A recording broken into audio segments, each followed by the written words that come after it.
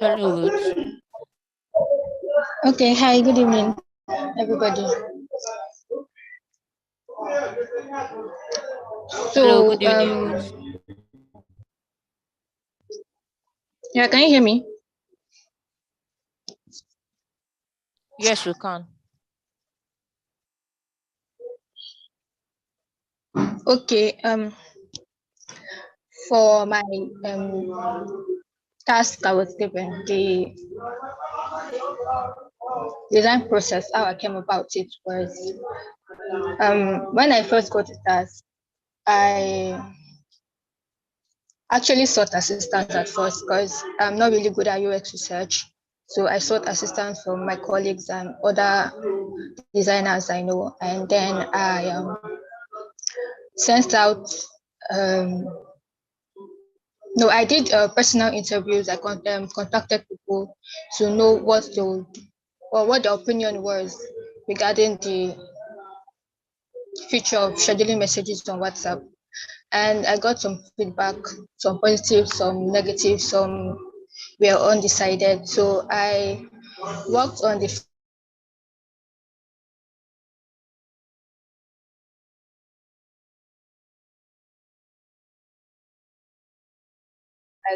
I as a wireframe where I would put the time frame for picking time and also for the date also.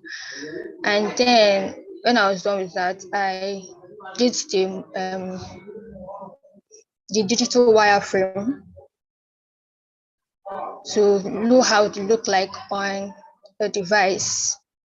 Then I did a prototype and I asked a couple of people to work to try to use it to see how it would feel like.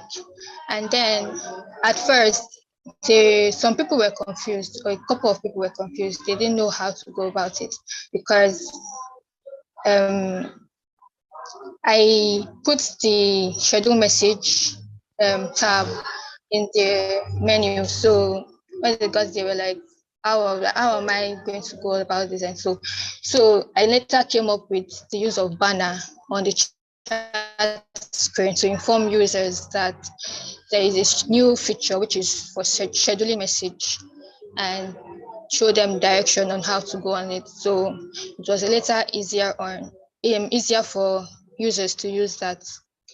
So I now moved over to the high fidelity design, and I did the prototype for that also, and the users were a lot more comfortable with it, considering the fact that I've informed them about the feature with the use of banners. So I got positive feedback, and then I what else? Yeah, so I now put that down on my slides. The process I went through, actually, I put that down on the slides I'm supposed to submit and all of that. So yeah, that's basically what I did.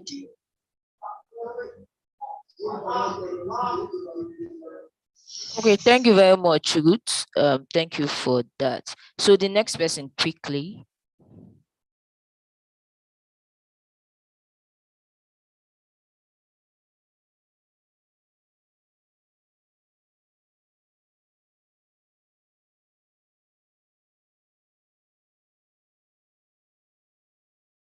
Adesola, you're next. You can unmute and talk.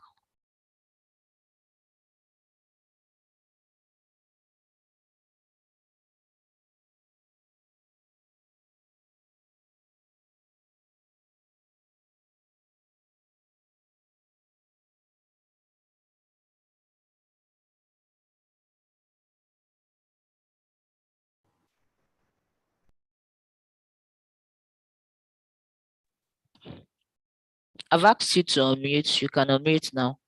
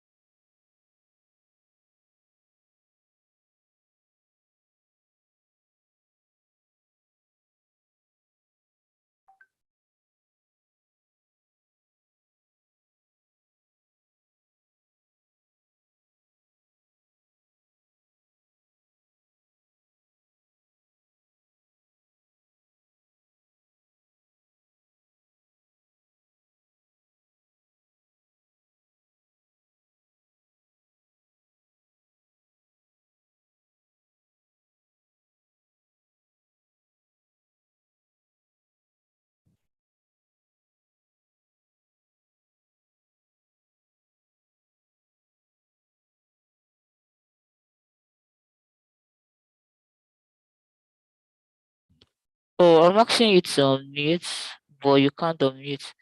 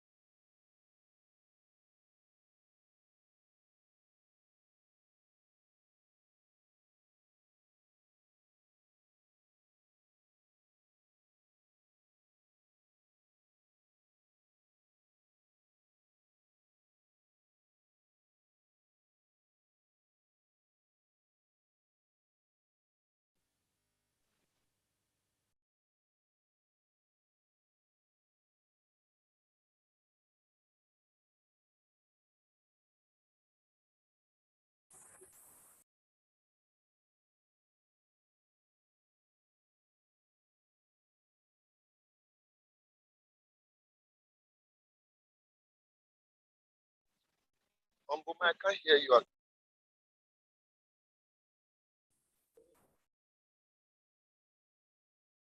Is anyone talking? Because I can't hear anyone. I can hear you, but I didn't hear Boma now. I don't know if Boma is talking or she's not. I don't know, but I can hear you guys. But I can't hear how. I can also hear you guys, but I'm not hearing Boma anymore. Maybe she's a network. Maybe she's not talking. Oh, it's network. I think she just left now. Oh, she just left. Yeah. It's network issue. Yeah. Just take over. Okay, so who is the next person to come up now? I think she's back now. All right, David Luke, you can go on. Okay. Good evening, all. Good evening, Boma. Hello, Hello, good evening. Yeah, I can hear you. Good evening. Okay. So when the task was given, I started up like conducting quiz survey. I asked some colleagues and friends. So although one person said that GB WhatsApp had something like that, but I don't know. I'm not a user of GB WhatsApp. So, but they gave me some responses, and there was this group, one youth group that's my church actually, where they hold debates sometimes and all that. So I kind of asked the people that do that. They said what he does, he writes down his top whatever he has to share on his system, and during the time for the meeting he'll go there, copy and paste, something like that. So, and then I introduced this one, if what his take is on, like adding a feature to WhatsApp whereby one can actually schedule message. And most of the people I talked about it, they gave me positive responses and all that. So I went on to, after the result, got my results, I went on to draft my lo-fi. I also shared my listing to people and saw you were able to give me like insights on where to place for as in a place to place my future to schedule message, where will be best fit for people to easily locate. I actually designed for iOS. So after the lo-fi, I did the high fidelity prototype and shared with others, and they were able to navigate and schedule message. And I got a positive response from that. That's all. Thank you.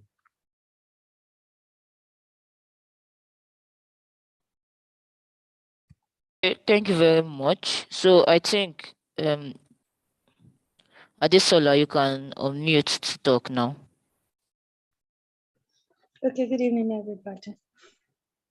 Okay, when I saw the assignment, I made a mistake. I saw it was scheduled messages. My mind thought it was scheduled meeting, so I did that. So on Monday after the class, everybody was talking.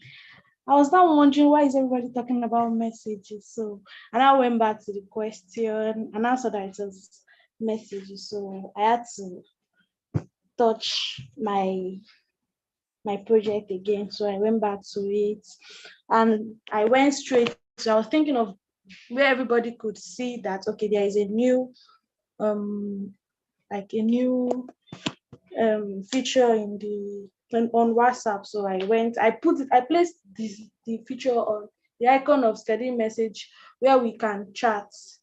Placed it there. So there is attached message, the camera, and I placed my schedule message there. So you can just tap on that and it can help you schedule the message you want to, with time, date, and all of that.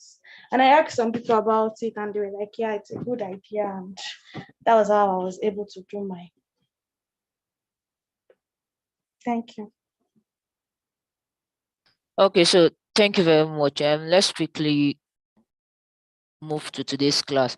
So how many persons attended config yesterday? So let me see and if you attended that config yesterday.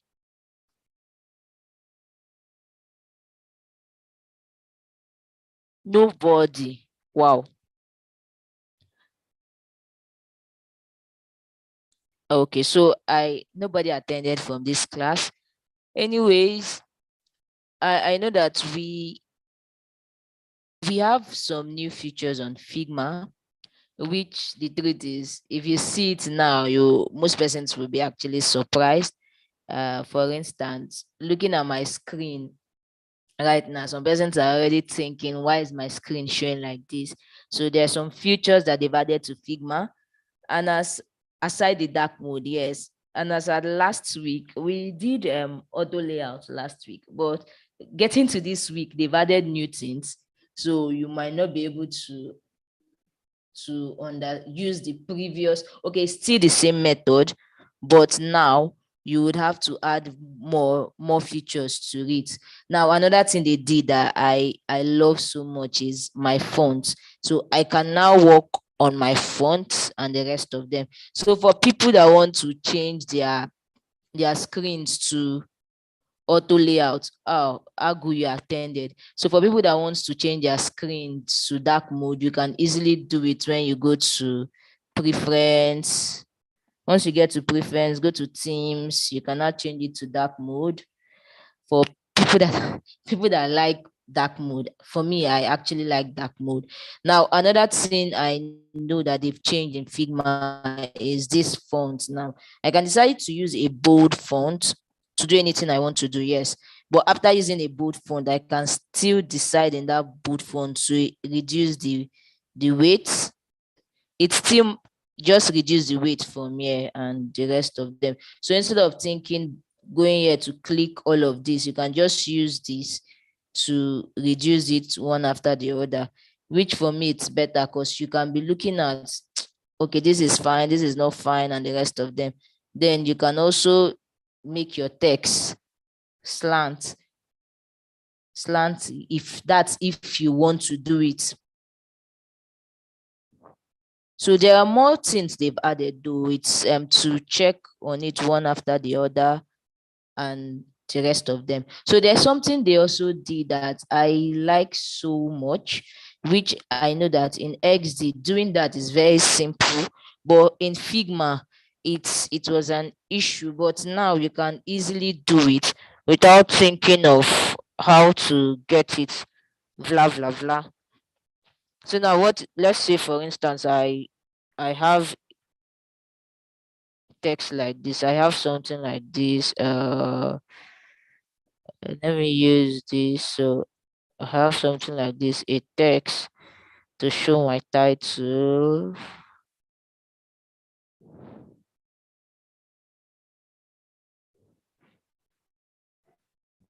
Let me reduce this.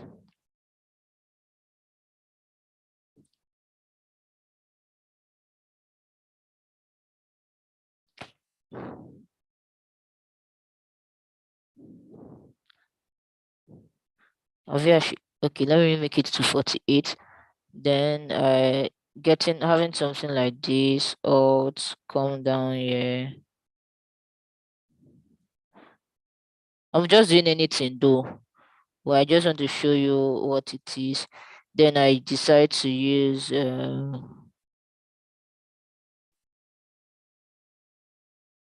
lifesaver for me, and I generate So let me reduce it. Let me delete some of them. So I just need few.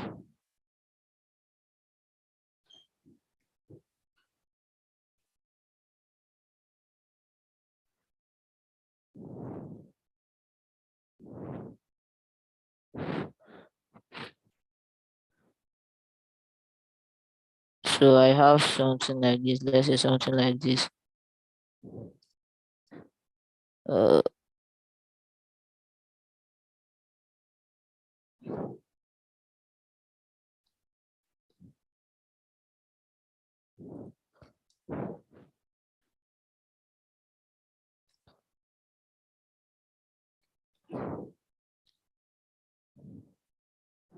okay, so let's say I have something like this and I decide to increase this, and let me make this to be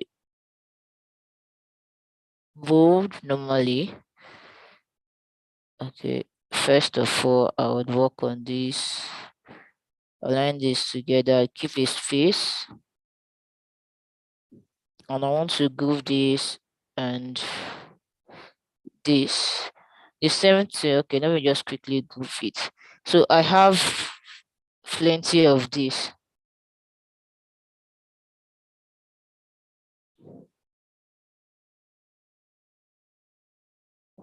So now I have all of these right now, and most times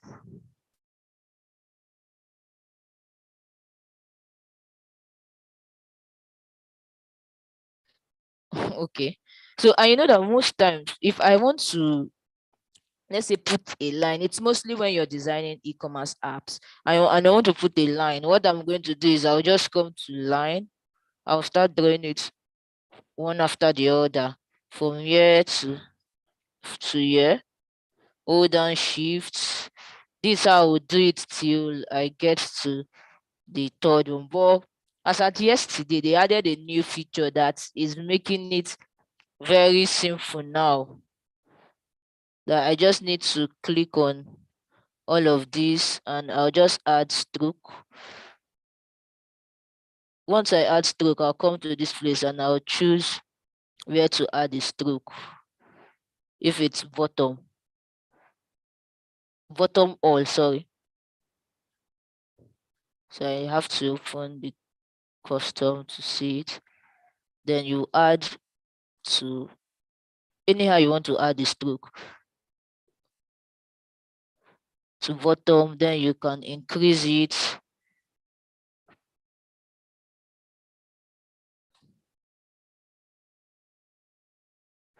You can add a line to all of it.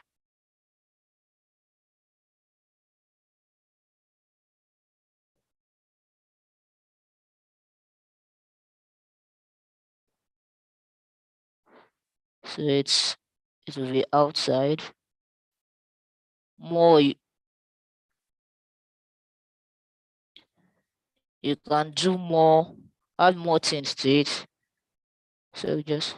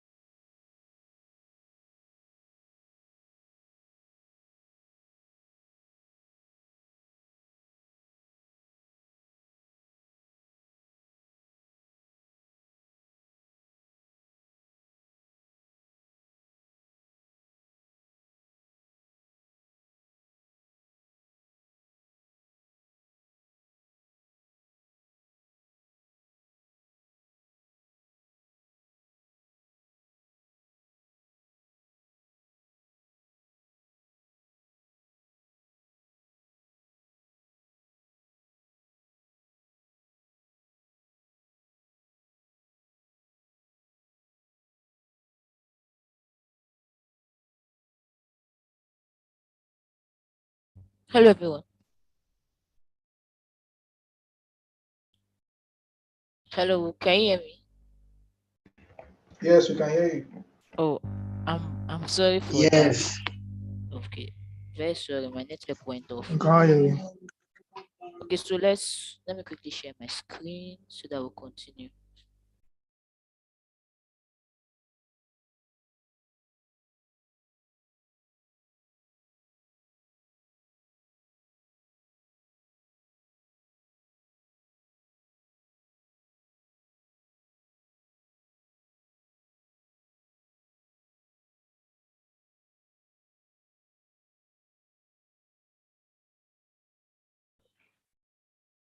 Okay, so can you see my screen?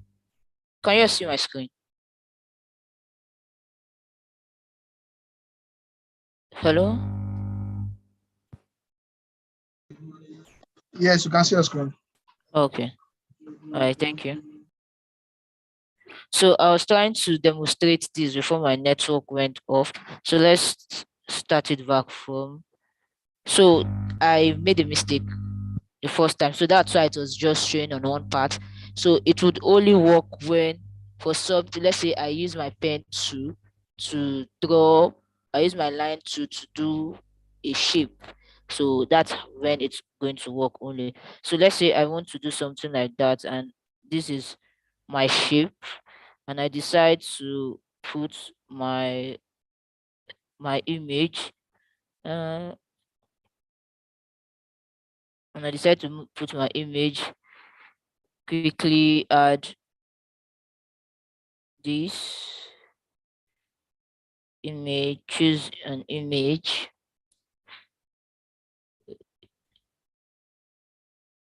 So let's use our favorite banana. And I decide to add my text, title, or duplicate it normally. Then I'll change this to 40, make it bold, Command B for my end.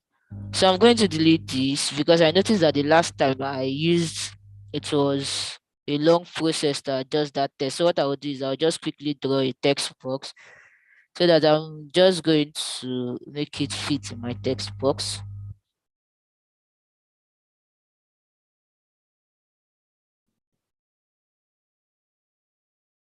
Let me just run last plugin. So I'll make it auto generate. So it's going to generate text into my text box. I can just decide to copy this one, Control C, then paste it again.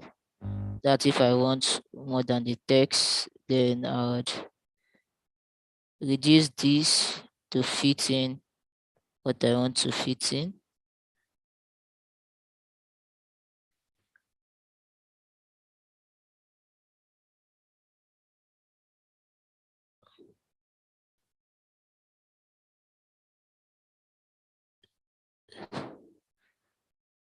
So this is it.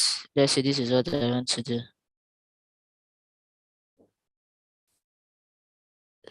This is a Zoom link. Oh. Let me unlink it so that I don't get to have issues.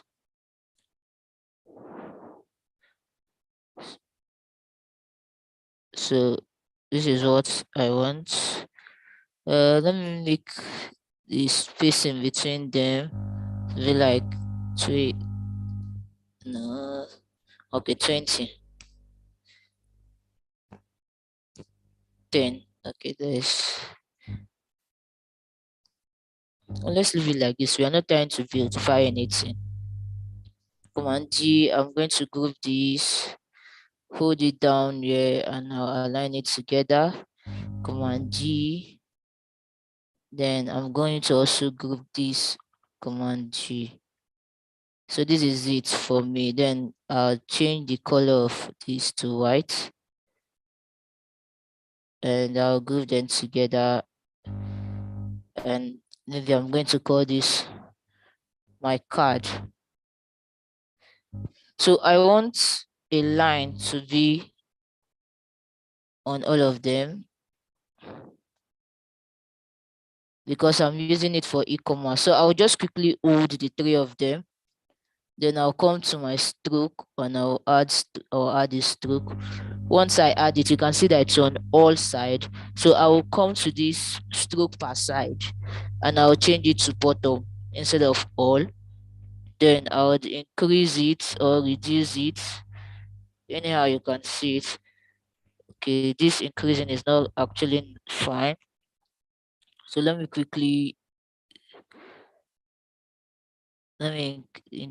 reduce this.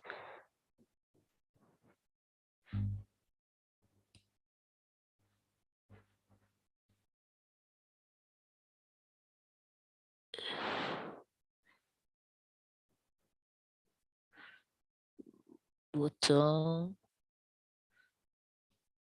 and you can reduce it. So that's it.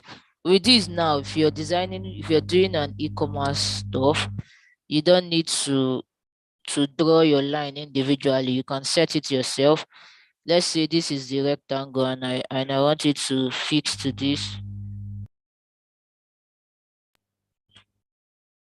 So it's just for me to give it the shape I want to give it the anything I want to do with it. Work on the rectangle and I drag it, reduce it to this.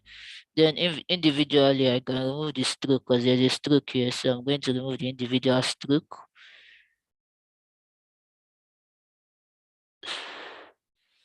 So this is it. You can also still drag it to the end of the text. Anything you want to do with it.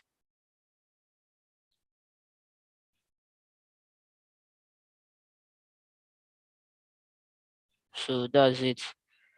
So is this not better than drawing it one after the other? This can be for your checkout if you want to do your checkout screen plus or minus when you list a lot of items on your screen, and it's going to help us. So now there's another thing that they also updated, which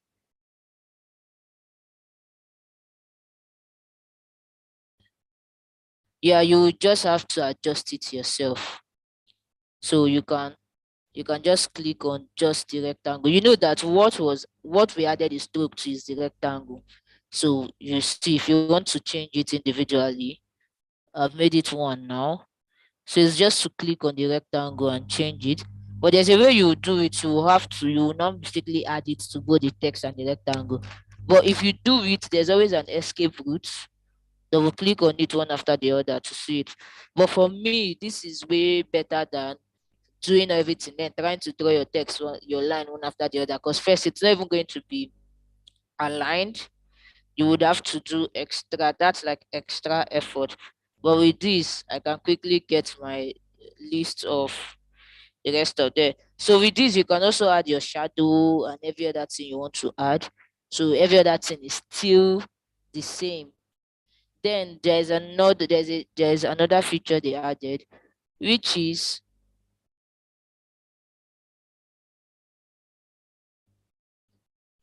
now for auto layouts, because I know that some of you, once you go to auto layouts now, you'll be very confused about the whole thing. Okay, let's use one of these for auto layout settings. So I want to make this and let me remove this on group.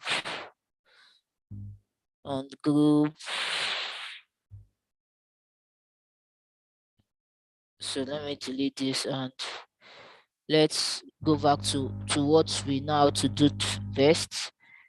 Title,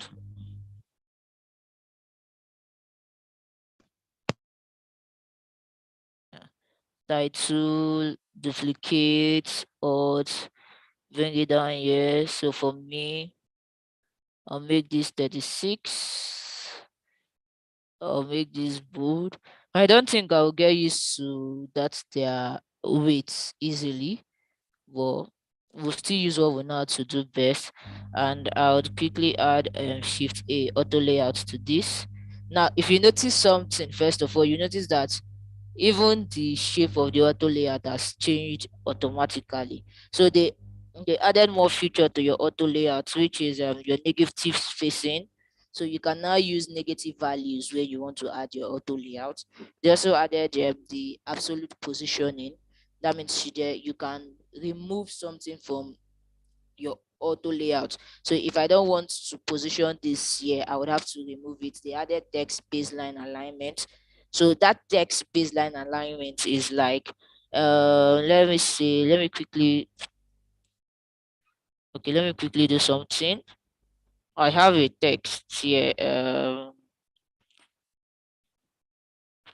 Boomer, and I want to add an icon. Let me go to my plugin and add icon.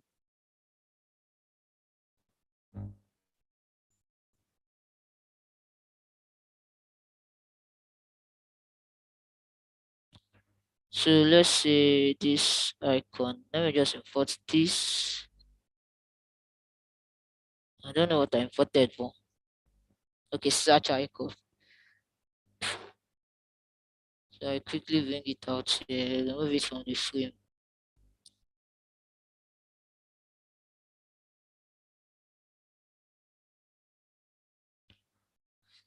So now I have this icon and I have this text, and I want to actually align it together. So what I'll do is I'll just click on it and add shift A auto layout first.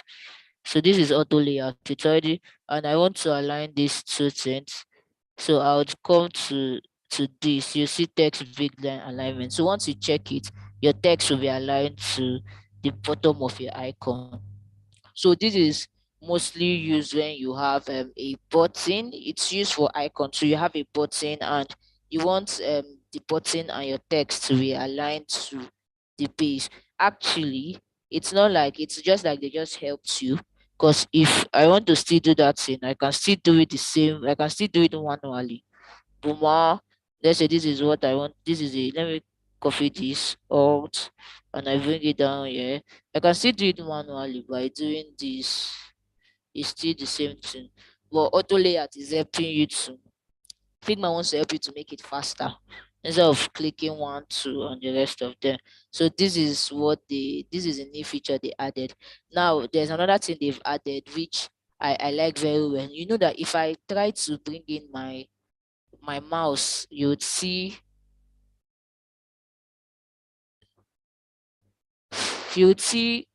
a pink stuff. So now this you can use to increase your padding, and you can use this to increase your margin, your padding and margin. Yes.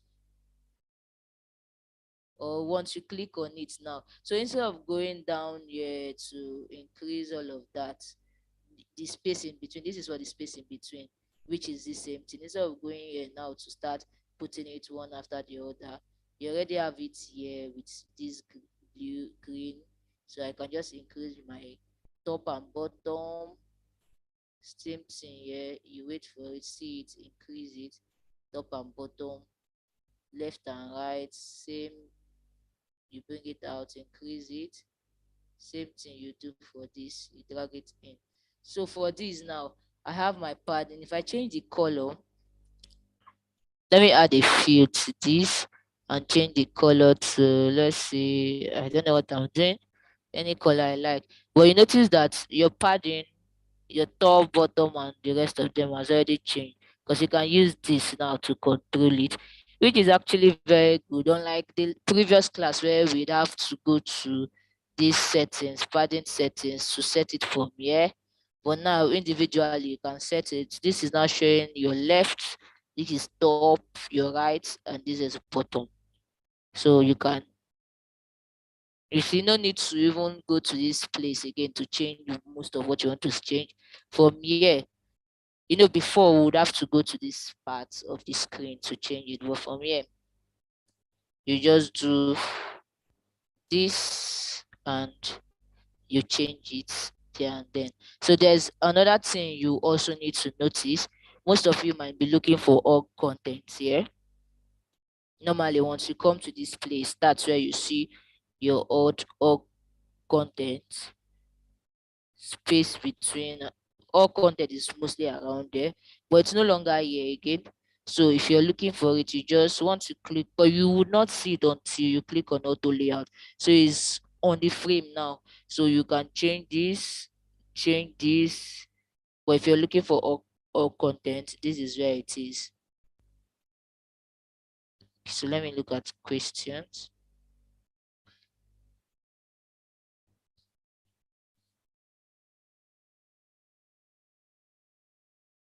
Yes. So you know what they are doing now? That's why they have communities, Figma communities, and the rest of them. If you think there's a new feature that would help, maybe you've used a design and you love the way it's going, and you think that there's a new feature that you would want to use, so it's advisable that you send mails. At least they have their mails. Contribute it in, put it in community. There's a way you do it, and I know that all these were people's idea. All these were people's idea. Me, I've always loved that dark mode. Maybe because I don't like light entering my eyes too much. So I've been looking for it for a long time. So your case study, if you have anything you want to change, do it, tag them. They're on Twitter. Tag them, they would see it. And maybe you can turn the new. Okay, so let's continue. I've showed you what I want to do. So normally, for those of you for the auto layout updates, I've already added auto layout to this particular text. So what I need to do now is I'll quickly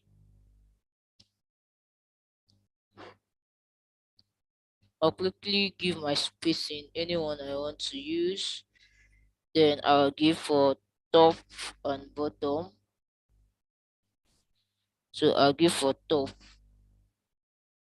So this is top 16, 16. Forward this 24, 24. So I've given it all that I need to give it.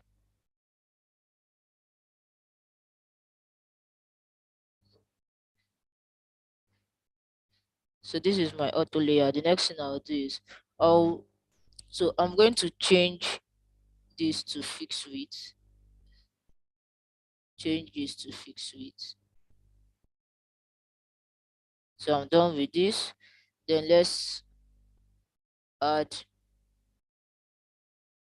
image.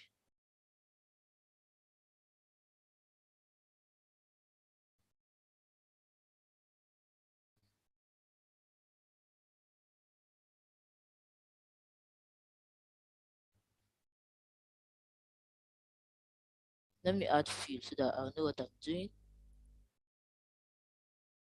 Do I need to change this? Okay.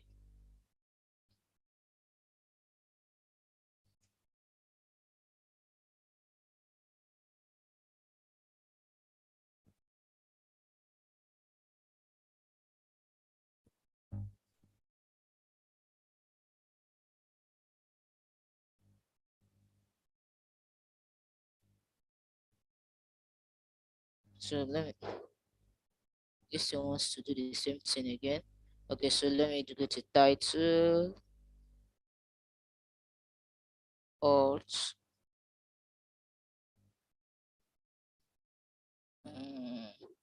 Let me just see my details.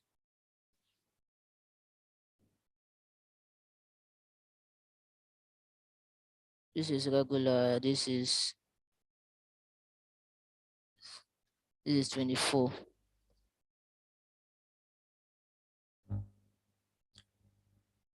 Shift A. Add my auto layout.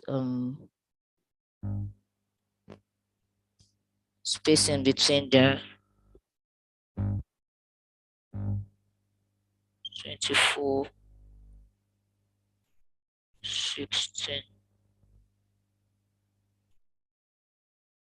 24.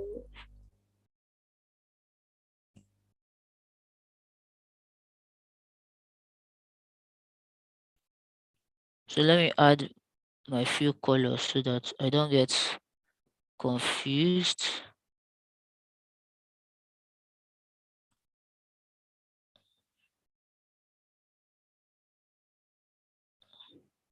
So this is what I want to use to include my image.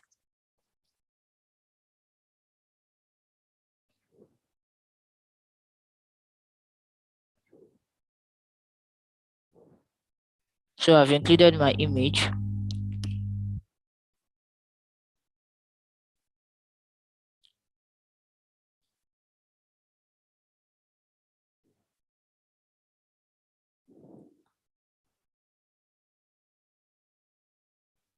So this is 16. So there's now space. So I can now change this to fixed and fixed.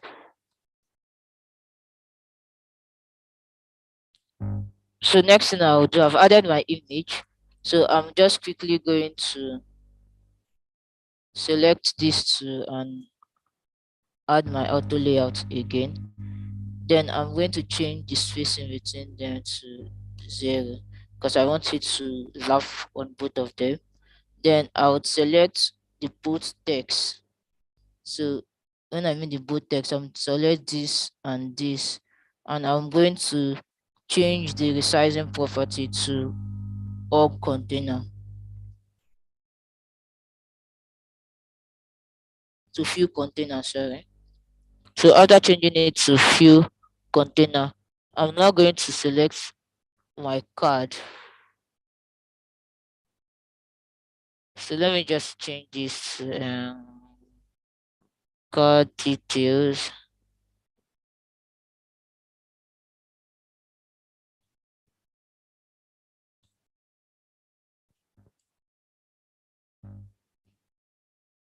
So once I've selected this, I will just change the resizing to few container, both horizontal and vertical.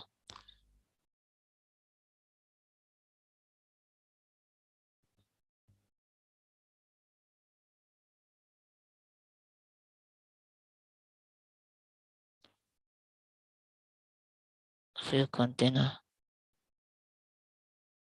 Okay, the card or contents.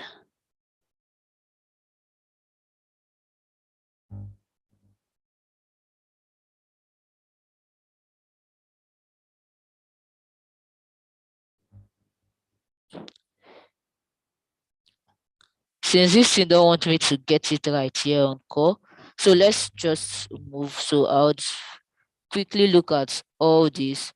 For spacing mode, you can space between and the rest of them. Then they've added strokes, so you can also add strokes to your auto layout. Is either you include the stroke in your layout or you exclude it from layout. That's when you add stroke. Then for canvas spacing, okay, so have you noticed that most times if you want to actually design for what's it called?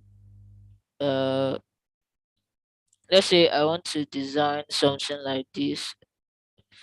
Okay, like what we have on Figma, that if you have more than 3% doing it, let me change the color, this few color to, so I have images like this.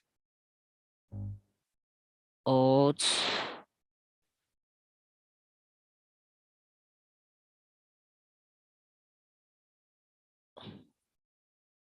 so I have these three images, and let me add images though. Go to plugin. Let me look for avatars here.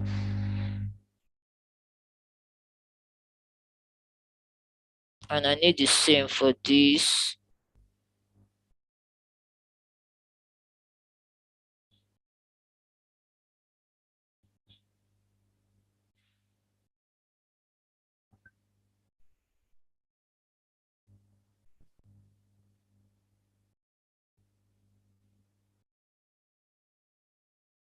Plugin.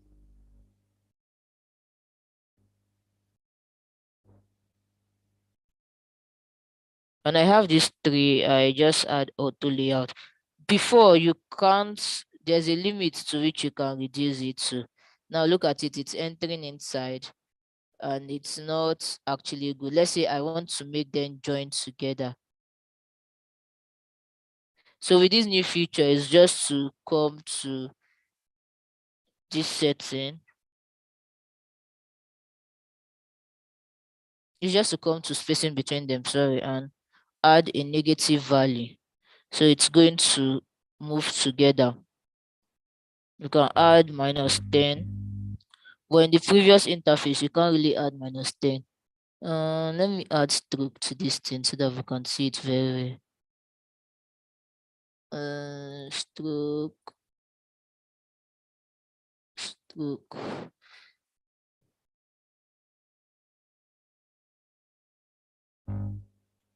Three.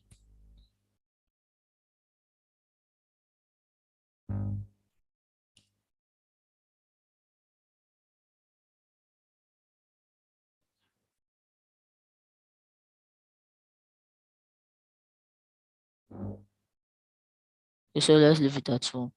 So you can add -40. It will enter inside, join too much. So depending if this is what you want to achieve. So once you've gotten this, like you want to get it, you can still come to the settings and make other settings, which is you can change this from first to bottom. You notice how it swipe, or you can change it from anyhow you want to do it. So these are the new things that they added to their auto layout. So any question on this so far?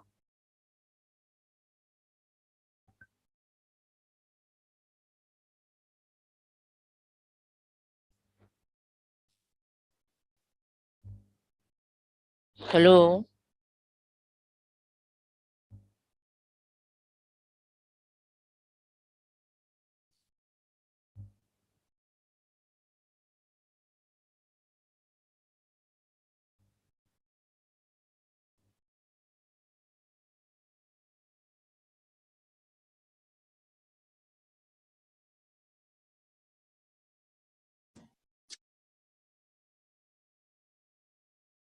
Hello, I'm waiting for your questions.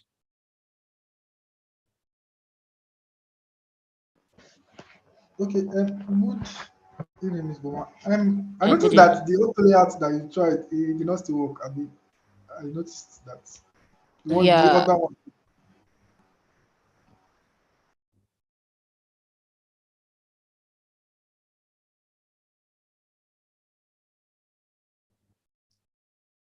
it still did not work, and I'm not trying to fix it here.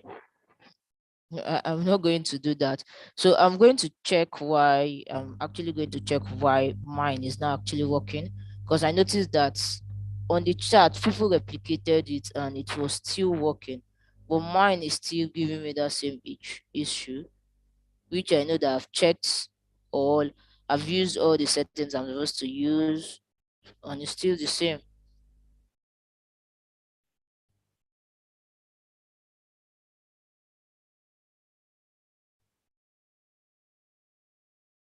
Okay, so is there any other question?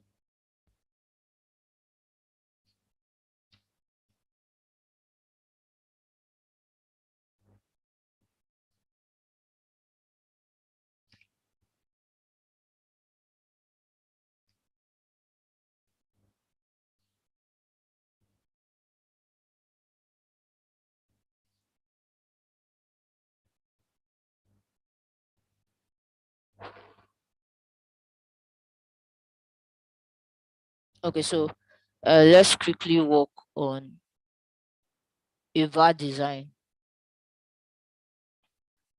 together.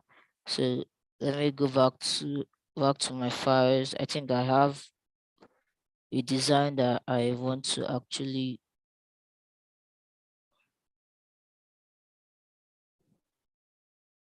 Whoa.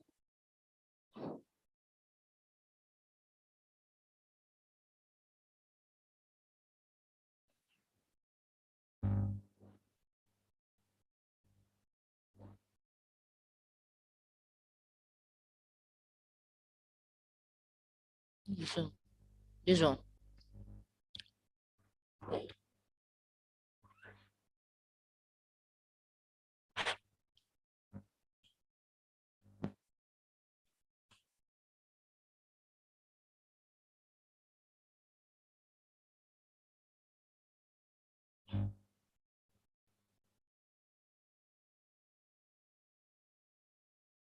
Okay.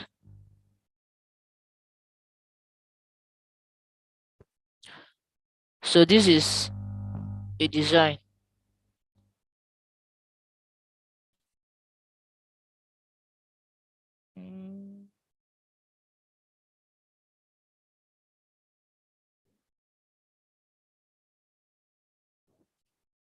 So this is a design. Let's start with the onboarding screens. If you want to fix this, what would be the first thing you would do to fix this design? This is a bad design on all ramification. I want to fix it. What's the first thing you would do?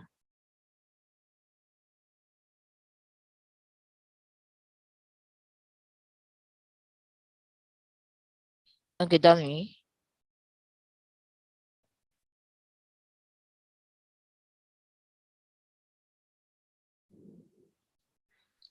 Sorry, I actually wanted to ask a question. Well, I've been busy for a while, but I've been following the class. I want to Okay, ask you a question. okay, go on. So I don't know if it is possible.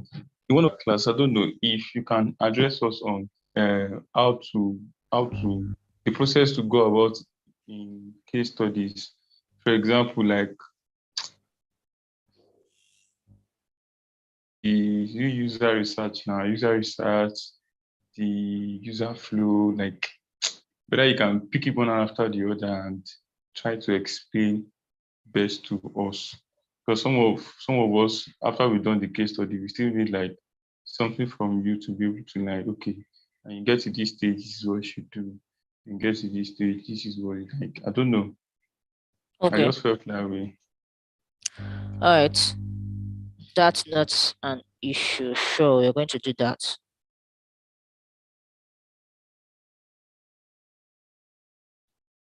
So just give me a sec, please.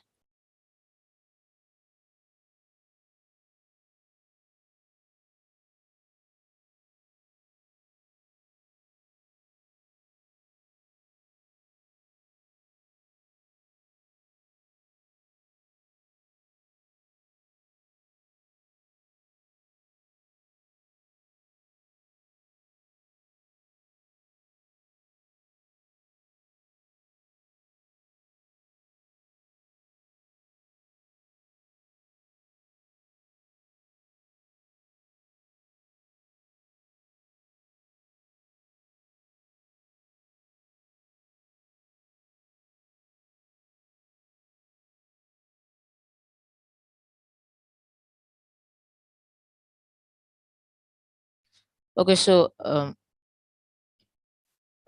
let me tell you let me walk you through my own process on solving a particular problem. So what I'm going to do first, if I am to do this, I'll I'll first of all do my research. Now, when carrying out my research, we have qualitative and quantitative research, where the quantitative research, where one of them where you would first of all think you've been observing your users for a while, so you already know the what they want and the rest of them. You've actually talked to it since it's a feature that WhatsApp is something that almost everybody uses. So I know that, okay, we've discussed with my peers, some of my peers, we've thought about it. So that's the first thing I'll do. After looking at all of this, then I'll carry out a simple research, which is I must not necessarily use the Google Forms that most persons will use. I'm not going to do that. So what I'm going to do is I'll just carry out interviews from what most of you did. When I conduct the interviews, I would now pick out related problems. Like I'll look at what people have done so far. Like someone talked about going on Google, on Play Store and Apple Store looked at reviews and the rest of them. I know this UX process, once you're starting, you have to look at the design thinking process. Now, which is the first time is the empathizing phase, where I would have to look at my users. I would think, I'll put myself in their shoes. I'll know how it is. I understand what their problem is. Then when I'm done understanding the problem first, I'll first of all understand the problem. Now, in this case, what is our problem? Our problem is users are unable to send messages when they want to send it. Maybe because of time difference. If you look at time difference, it's one of it. Now, let's say in Nigeria, I'm trying to send someone in the US something, and now by default, if I send it by 12 o'clock in the night, if I send it by 3 o'clock in the night, I don't know how their time difference is. So let's say if theirs is their evening, yes, their morning there, and I want to send something like that, I would have to wait till, let's say, 12:01 in the night, which I know that I might not be awake till that time to send it.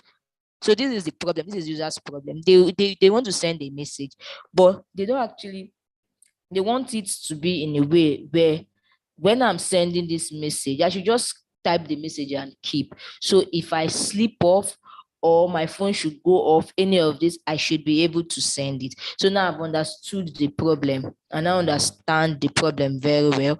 Now, the next thing I'm going to do is I will now take this information I've gathered from these users. That's the interview and the rest of them. I will now gather all this to define. I'll first of all know what the problem is. The next thing, I'm going to define the problem.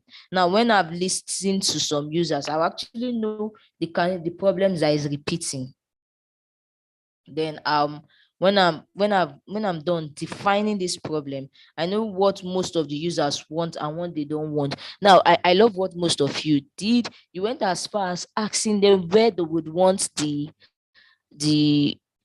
schedule to be, while some told you that they want it to be at when you long press, when you want to send the long press for a while, you should pop out and ask you, do you want to schedule it? Some actually said, okay, I want it to be on a different icon, just the way when what's it called, we have status, we have charts, we have achieve, we have all of those icons already. So some people would want it to be on another icon. So I know that I'm not doing it. I will just schedule all the messages I have.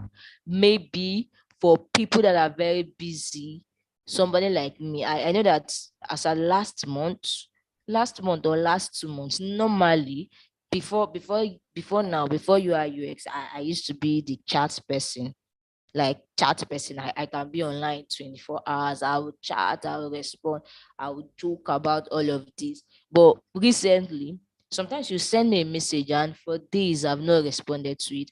And it's not like it's intentional, it's just because at the point when the message came in, although we know that we have different kinds of message that can come in, the important ones, that's why you need to know which one is important.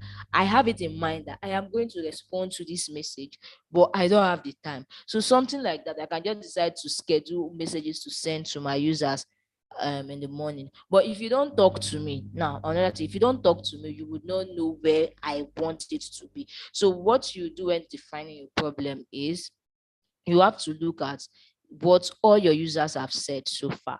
Now, your users, from you might have 100 users that you've interviewed, 100 people, and 20 persons are saying it should be on a different icons. 50 persons are saying that it should be on, it should be when you want to send the message, long press it and it should pop out. So you already know, as a UI UX designer, you already know what you're going to do, right? You already know the ones you will take. Now, the next thing is you will not think of, this is just the research process. So this is the process you come up with all your research. You're using the design thinking process. I'm not going to ideate what I've gotten so far, the problem I've defined. Then I'll think of possible solutions that can get me to that.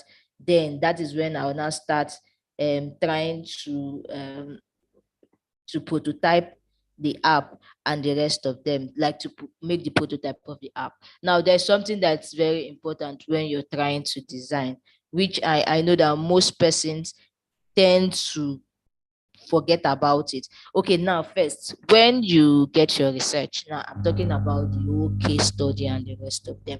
So in between your research, you have to come up with your user persona. Now, what is the user persona? This is just how you want to sympathize with your user. So what you're doing on your persona, now you have to pick a person that you want to use. Let's say this is, you want to use me, Boomer, for your user persona. So what I'm going to do is I'll just get the details of this person, what this person does, about the person. Then I would now, because from your research, that's when you get all of this. You now match the person's goals, like what the person wants to achieve versus the frustration. Now, what's my frustration? I'm frustrated that I can't schedule message when I want it to. I'm frustrated that I miss important people's birthdays, and I want it to be quick. Now, what is my goal? To be able to schedule messages when it's time. So that's the simple thing you need to use to prepare your user persona. Now, once you're done, some people will go as far as you're done with that. You not think of, this is all the research process. You not think of your customer journey map. Now, this is like a timeline. You present it in a table showing the entire reaction that you want your users to do, the entire interaction, which is step one, customer journey. Now, the step one is after you've gotten your user persona, the step one is the user should be able to enter the app, come to the app. That will be my step one. Now, you can limit your case study too, but the thing is that extra effort on your case study is what most times is not just the design, but the extra effort you put, because that's what will make people know that I actually know this person actually knows exactly what the person wants to do. So I will just say, okay, for my users that will come in, step one, they come to the app. Step two, they type their message. Step three, they long press on this. I'm already giving my customer journey, how I want my customer to go when using the map. Now, there's another thing you can also include in your case study, which is the empathy map. Now, what is this empathy map? It's just like you want to define what the persona, that's what the person you are using for your user persona wants to see, what the person sees, yes, sees, and does, and maybe think and feel. So I say that, let me use myself. Say I want to do this. I think it should be like this. This is how I do it, and feeling. So once you're done with all of that, that's like you trying to get your stuff. Then you now come to the information architecture. Now, most people used to confuse information architecture and user flow. They are similar, but they are not the same. Now, the simplest way I tell people to look at information architecture is I have a house. I want to go through. I have a house, yes. Now, this house comprises of my door, my kitchen, my table, my parlor, my room, and all of those things. Now, everything in that house is the structure, everything in it, from the room, all comprises of the information architecture. So my house is part of it. So what I tell people is, for you to be able to get information architecture very well, look at an app, look at any app. Now, if I'm going through any app, what I do is I look at it. You see where you have home, settings, and the rest of them. If you notice, under the home, you have subsections there, and that's where you have to list those things there. So it's the complete building, like everything you need to see in the app. That's your information architecture. Everything you need to see in the app. If you're doing a super app, you know that you have two apps to build. So you also include it from where to where this will link, this will link. If I click on home, what am I going to see on that home? I would see let me use Kuda Bank now, for instance. If you go to Kuda Bank payments, let's say you go to payments, you see the charge, add money, send money, all of those things beneath it, that they are all what would actually make your information architecture complete. Now, the next thing I'm going to do is, after I've listed all I want, but since this is a feature, it might not be needed, because it's your except. Now, except you want to add it as an icon. So you can just include it. Okay, this is the whole thing that will be there, but this is a future. So just leave it. I'm giving you a complete case study for an app on it. Then now, how do you differentiate information architecture from your user flow? Now, user flow is just how a user should navigate. So let me still, I've used the house as an example. Now, in this house, if I want to go to my kitchen, okay, let's say the house has 2 doors. Now, kitchen has door, the room has door. If I want to go to my kitchen, maybe I would have to come out from my room, open the door of my room, then move before I get to my kitchen. So that's just user flow is just the processes a user will take now to navigate to perform a particular task. Now we have different tasks to perform on any app you're building. Okay, let me digress a bit. I have in an app, we have sign up. The user flow for signing up is different from the user flow of checking out. The user flow for buying is also different from the user flow of changing your password. So it's just like for all of these, you need to build your flows, because that's how you even have to prototype it. So I guess you understand now the user flow of an app, and we know that we have different shapes we'll use when we're talking about user flow. But for information architecture, you just get to use rectangles and just rectangles or squares, and you change the colors. For home will have another color, about us will have another color, settings will have another color, just like that. That's how you are going to lie it down. But for user flow, it has different shape. It has the one that is saying, okay, this is a connector. It has the one that is showing this is an action that you need to take, and all of that. So once I'm done with this, I will now get straight to my low fidelity sketches. Now it's rarely used because we have digital, we have low fidelity, mid fidelity, and high fidelity. Now the very that last one, the low, is the one we think of sketching, which most times people don't again. So like I said, the extra effort when you're doing your case study.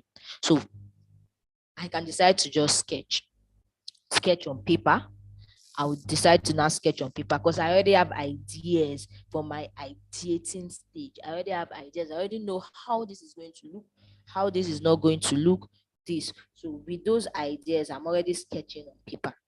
So once I'm done sketching on paper, the next thing is I will now get to, okay, gather all the things I want. Let's say I will gather things I would use for it, pictures and the rest of them. So that's when, after I'm done with my sketching, I'll now start building my style guide. Because you need to include your style guide, your color, what you're going to use, and the rest of them. So once I get my style guide available and the rest of them, I'm done sketching extra effort, I will still get to do a wireframe.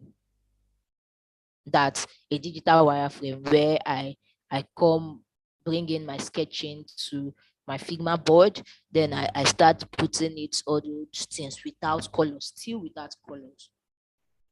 So you can decide to do the digital wireframe first before you get to do your style guide, depending. So I'm doing this, I'm keeping my variant, I'm doing my style guide, a full sketch style guide, which has to show buttons, clicked and not clicked, gathering my assets, the pictures, the fonts, everything I need to do. Let's say because WhatsApp already has a style guide, you might not want to do a lot. You just have to use their own fonts, their own colors, their own all of this, and to do. But if it's a fresh app you're trying to build, then you would start by gathering your fonts and the rest of them. And when gathering fonts for a particular project, you don't just pick a font for picking sake. You don't just pick a color for picking sake. So if, let's say, this is a pseudo idea, a new idea, a fresh idea, and they need to design logo. First, they might decide to ask you, forget the graphic designer. Since you're the UI UX designer, they might decide to ask you about the color choice, like the color choice. And before you can suggest the color choice for a brand, you know that it has to do with research. You need to research, know what this particular color is seeing, if it's in line with their business goals and the rest of them. So that's why I'm saying if it's a fresh app and you need to look all of this, you take all of this into consideration. You do your button, create variants for it,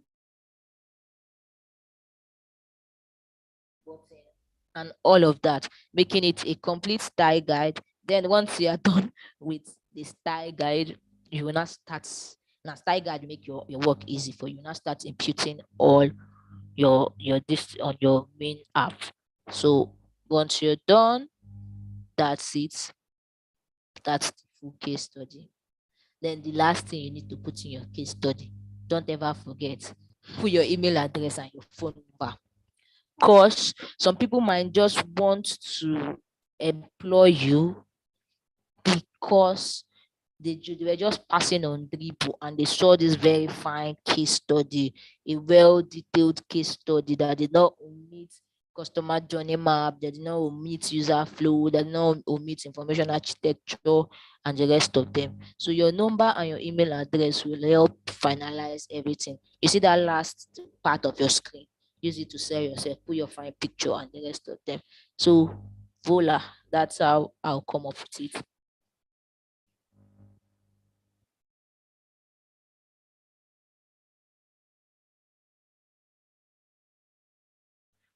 This one, everybody is quiet. Did I confuse you? Okay, Dami, your hand is up. Okay, Dami, unmute and talk. All right. I really love what you did, like, and I was really jotting. Oh, thank you. Okay, my question is, where does a competitive analysis come in? Like, where do you impute it? The and the empathy stage. Okay, for competitive analysis. Now it's how will I put it? It's when you're thinking, you're analyzing other apps. It's still in your research stage too.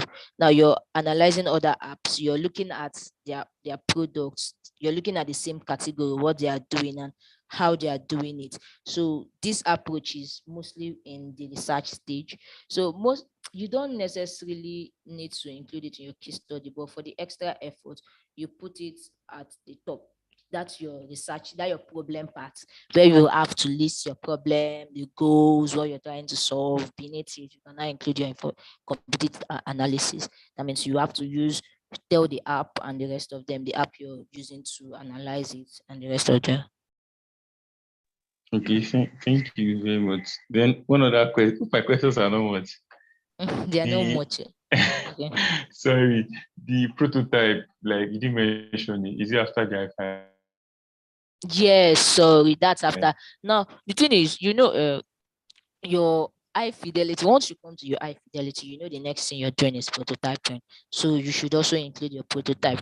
Now your prototype helps make your employers or people that are looking know that yes, you really know what you're doing. So even if I know that in the civilized world, we have a separate person that would actually do it. But if you can, so what I advise people is, if you can, learn everything you need to learn. I'm not really, how will I put it? I don't really do prototype now. I don't really do designs now, but I work as a UI UX designer. What am I doing? I'm mostly doing the UX part of everything. But that does not mean that I don't know how to design. It doesn't mean that I don't know how to do prototyping. I know how to do it. And yes, I'm still learning. From next 2 Saturdays from now, I'll be learning what's that? After Effects, just because I want to still prototype my Figma files very well. I want to prototype it so that once you look at it, you'll not be able to differentiate between the real app and it. So you include the prototyping after your high fidelity. Sorry, I missed that. All right, thank you. So is there any other question from you before I call the next person? There's actually one, but I'm trying to remember now, but I'll get back to you when I remember. Okay. All right. So I don't know. Man, a bad man. Which kind of name is this one? Please unmute. Oh, sorry, I omitted something also. Extra effort. Include your usability testing. If you do it, include it. If you use maze and all of that, include it as part of it, because that makes a complete case study. So include it. Usability testing. It's very important that you do it, include it in your case study and the rest of them. See, any person that will see that kind of case study, that will not think, except you not fail the main interview. But with that, they're already inviting you for interview. Okay, so man, I've had one. You can mute.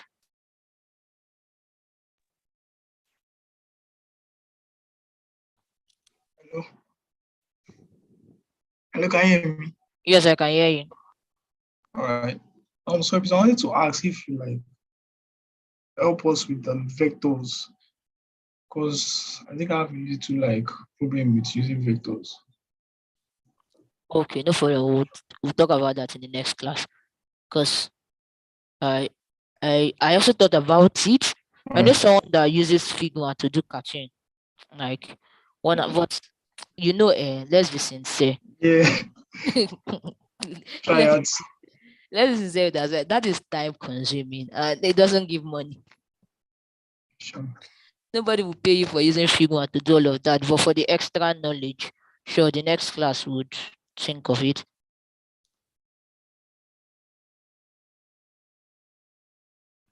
Okay, so I want to ask one question before we call it a day. So now, what's the difference between usability testing and A/V testing, A and B testing?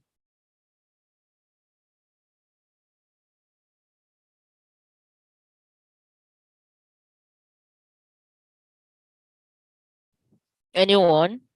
Okay, Abdulaziz, unmute and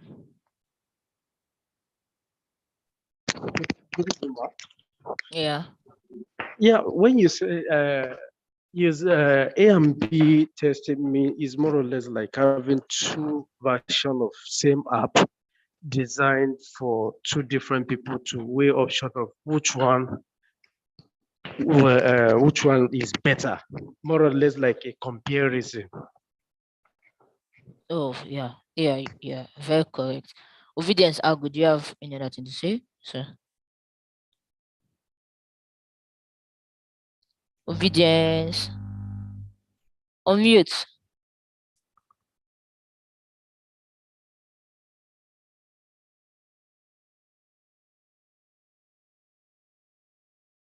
Okay, so that's just what A and B testing is. So that's actually when I tell people this thing.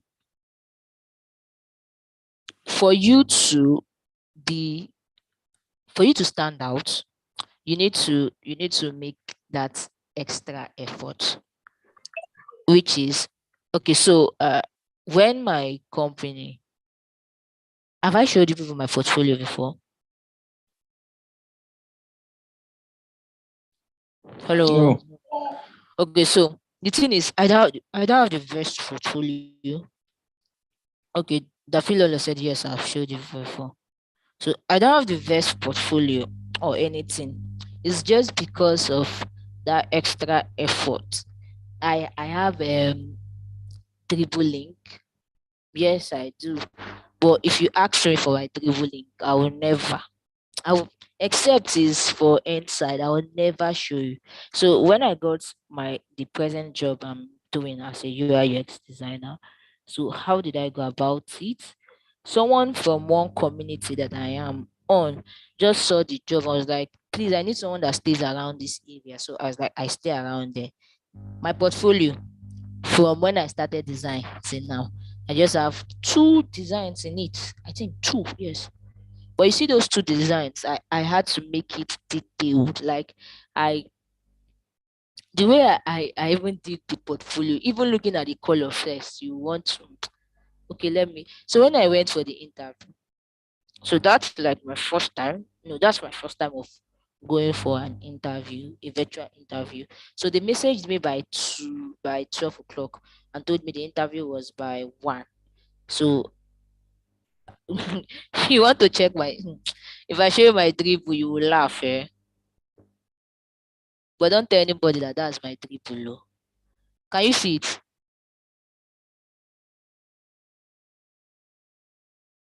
Can you see this tab?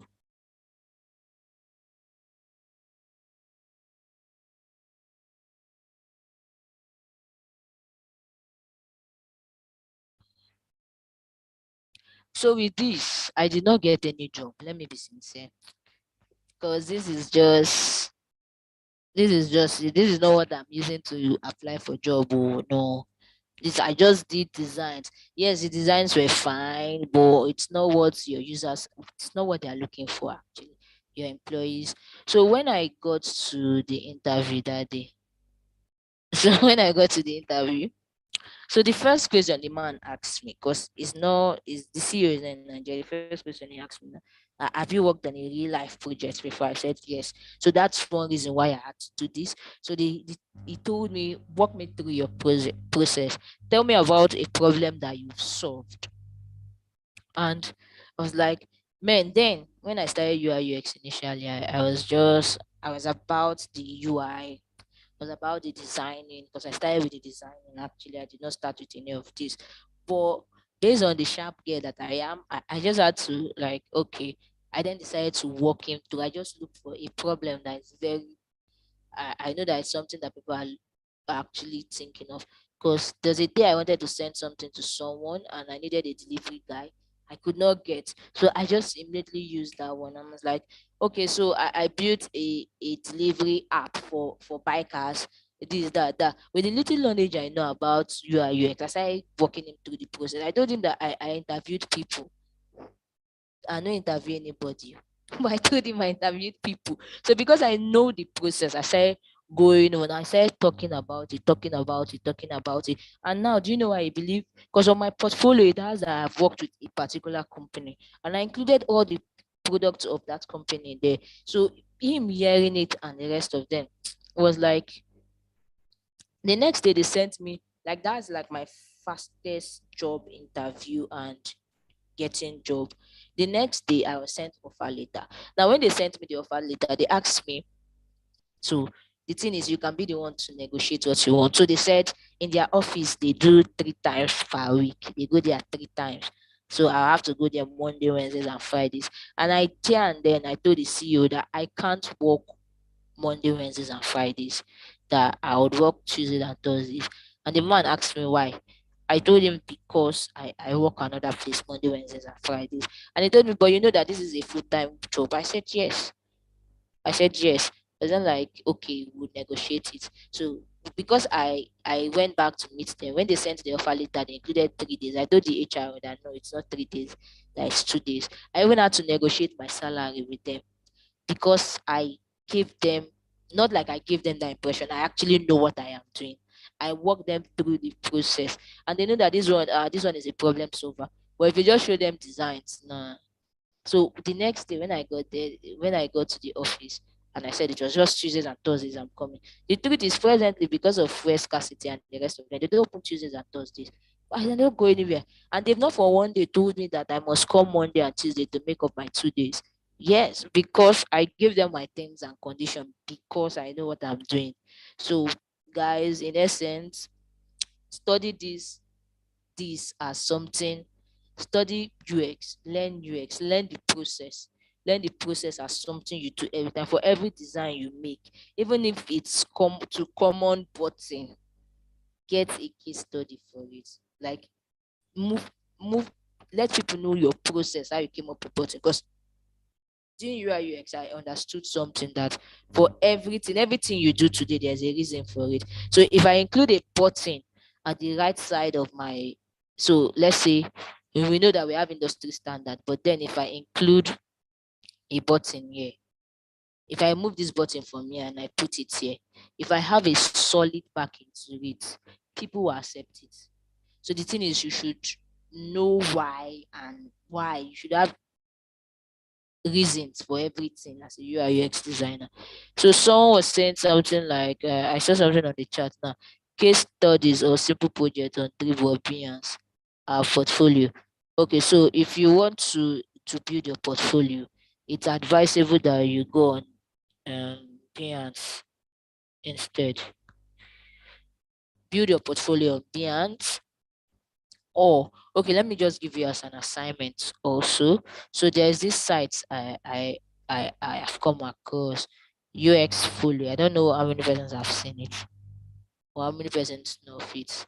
So UX Folio is another place to build your portfolio very well as a UI UX designer. So let me quickly log in. Can you see it? Please let me know which screen you can see.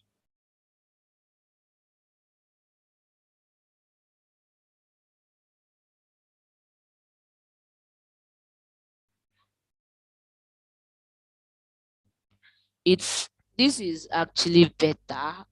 How will I put it?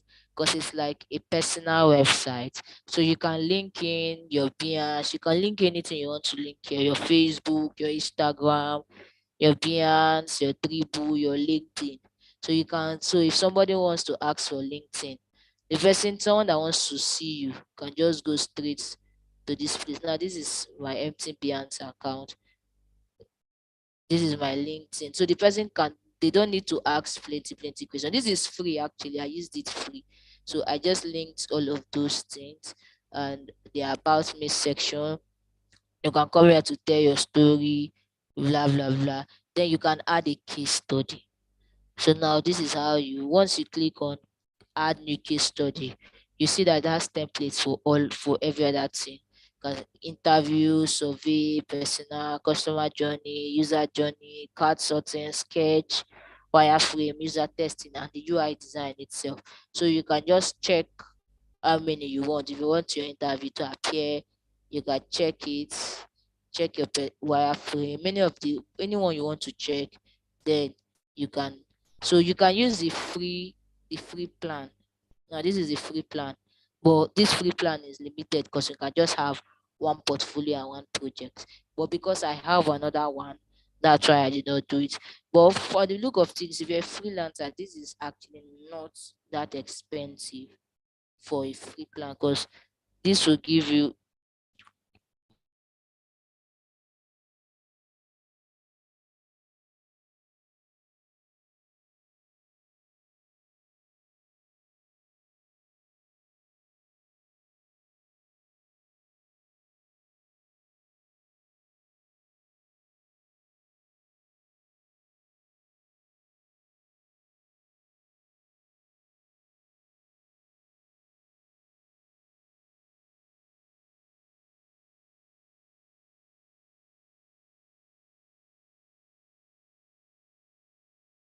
Hello.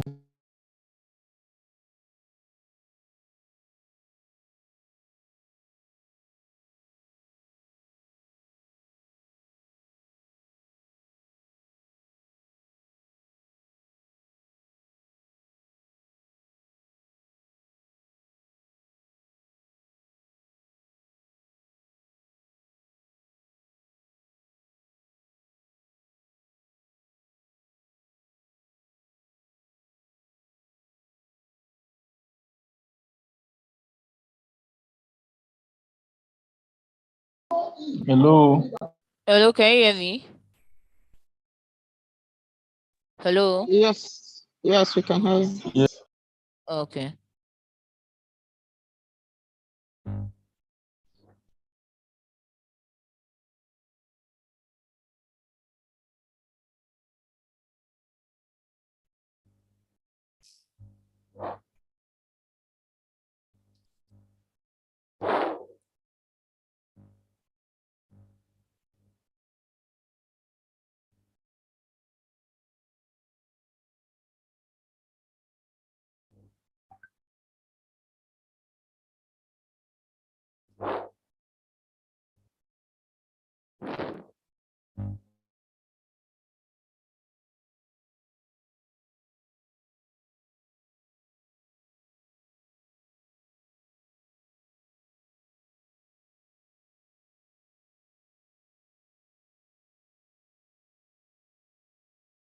Okay, sorry, everyone.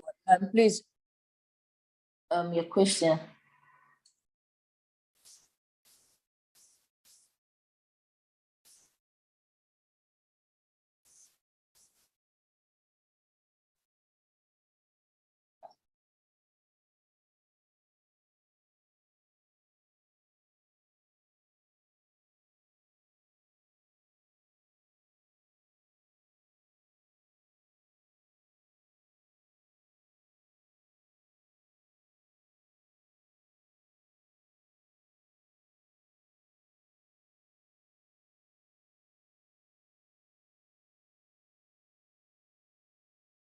Hello. Hello, can we all hear me? Yes. Someone's hand is up. Please, your question. Obedience. You're asking a question.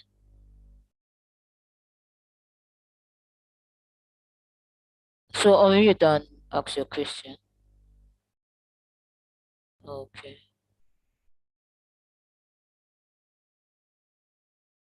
So I've asked you to unmute. You can ask your question.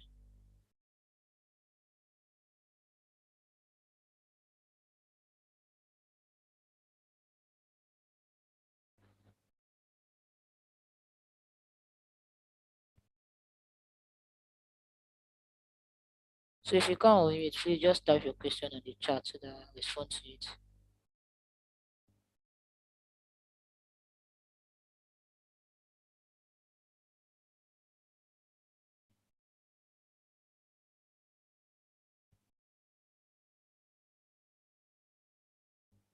Okay, so yes, you can use the free version.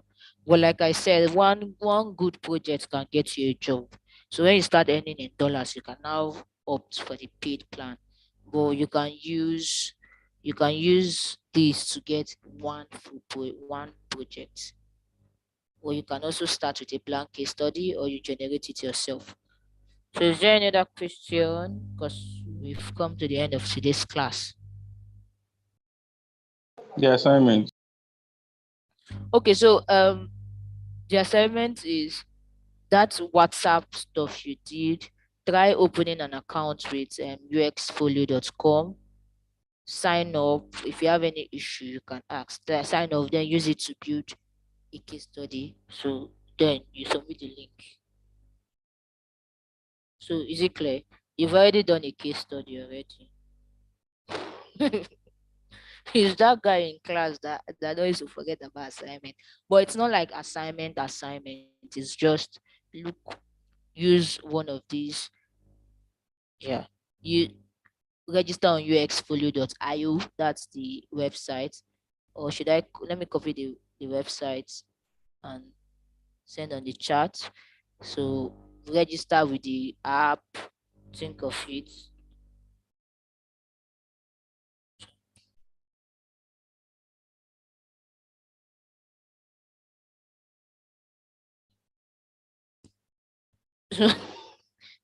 Best in assignment. Okay, register with the app. Try to use that WhatsApp case study you've done. Put in the details you have from your case study. With this now, you can decide to add personnel. For people that do not add personnel to it, add user personnel and the rest of them.